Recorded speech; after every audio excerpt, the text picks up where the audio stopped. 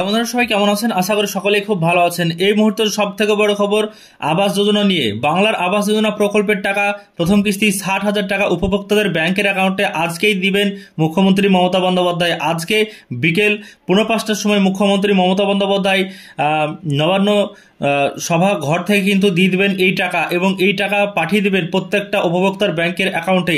তবে আজকের ভিডিওতে আমরা জেনে নেব, খুবই গুরুত্বপূর্ণ, যে কোন কোন ব্যাংকে আপনারা টাকা পেতে চলেছেন বা আপনারা কারা টাকা পাবেন। আজকের ভিডিওর মাধ্যমে সম্পূর্ণ বিষয় জেনে নিতে পারবেন। যাদের ফাইনাল লিস্টের নাম ছিল তারাই কি পাবেন, নাকি আরও কারা পেতে পারেন বা কারা এখান থেকে বাদ আছেন, সম্পূর্ণ বিষয় জানাবো আজকের ভিডিওর মাধ্যমে। ভিডিওটিকে প্রথম থেকে শেষ পর্যন্ত দেখবেন। ভিডিও ভালো লাগলে লাইক করবেন, চ্যানেলটিকে সাবস্ক্রাইব করবেন পরবর্তী ইনফরমেশন পাওয়ার জন্য। ছোট্ট ভিডিওর মাধ্যমে জানিয়ে দিচ্ছি সুখবর, আজ থেকে মিলবে আবাস প্রকল্পের টাকা। আনুষ্ঠানিক সূচনা মুখ্যমন্ত্রীর। তো দেখুন, মুখ্যমন্ত্রীর আজকে কিন্তু সূচনা করবেন। যেমন কথা তেমন কাজ, 31শে ডিসেম্বরের মধ্যে বাংলা আবাস যোজনার অর্থ দেওয়ার কাজ সম্পন্ন হবে বলে প্রতিশ্রুতি দিয়েছিল রাজ্য সরকার।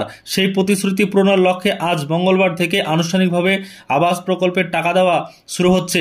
নবান্ন সভাঘরে গঙ্গাসাগর মেলার প্রস্তুতি নিয়ে বৈঠক করবেন মুখ্যমন্ত্রী মমতা বন্দ্যোপাধ্যায়। এছাড়াও জানানো হয়েছে, সেই বৈঠকের আগে বাংলার বাড়ি প্রকল্পের প্রথম কিস্তি 60,000 টাকা দেওয়ার কথা ঘোষণা করবেন তিনি, আর সেটাই অর্থ প্রদানের আনুষ্ঠানিক সূচনা। এরপর ধাপে ধাপে অর্থ পাবেন আবাস যোজনার আওতায় বাড়ির মালিকেরা।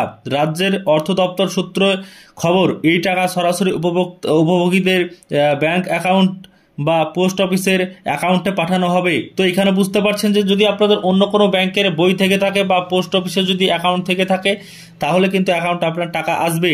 প্রথম কিস্তিতে দেওয়া হবে 60,000 টাকা, পরের কিস্তিতে দেওয়া হবে 40,000 টাকা, এবং শেষ কিস্তিতে দেওয়া হবে 20,000 টাকা। সব মিলিয়ে প্রতি পরিবার পিছু 1,20,000 টাকা দেওয়া হবে। পুরো অর্থ দেবে রাজ্য সরকার। রাজ্যের 12 লক্ষ পরিবার তথা প্রায় 50 লক্ষ মানুষ মাথার ওপর পাকা ছাদ পাবেন এই প্রকল্পের সৌজন্যে। সেটাই বারবার ঘোষণা করেছেন মুখ্যমন্ত্রী মমতা বন্দ্যোপাধ্যায়। এবার কাজ শুরু হচ্ছে।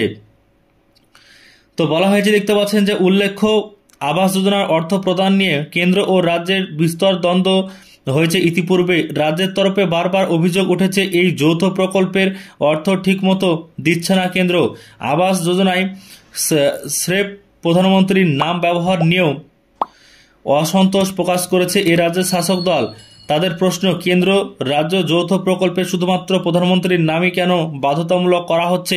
অন্যদিকে কেন্দ্রেরও পাল্টা যুক্তি, প্রধানমন্ত্রী আবাস যোজনায় বাড়ি তৈরি না হলে তারাও বরাদ্দ অর্থ দেবে না।